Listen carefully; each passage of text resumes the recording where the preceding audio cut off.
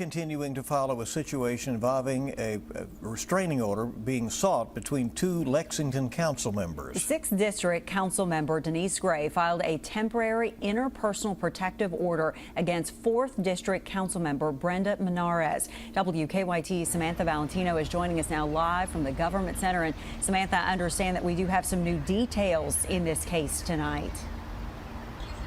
Bill and Amber, we now know that a hearing scheduled for next week over this protective order could ban Menarez from entering these doors here at Government Center and therefore performing her duties as a member of council.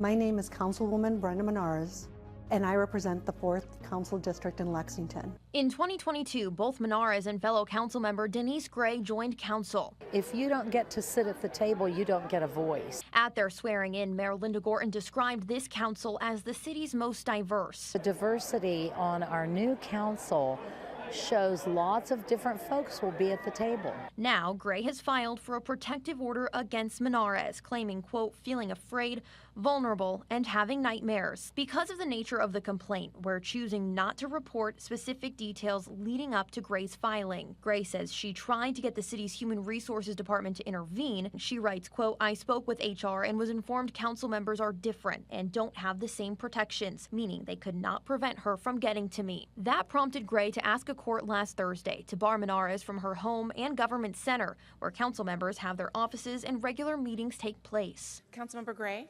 Present.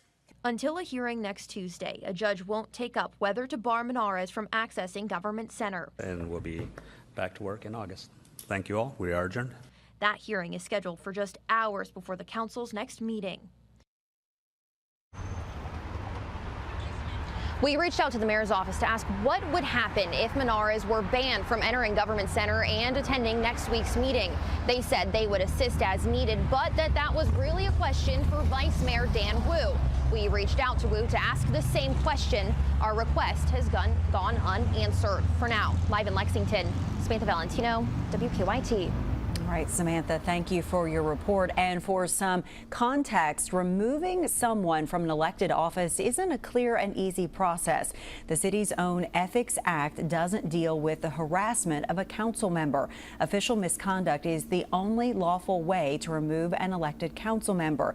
Examples include using their office or city resources for personal gain or failing to disclose or file required financial disclosure forms.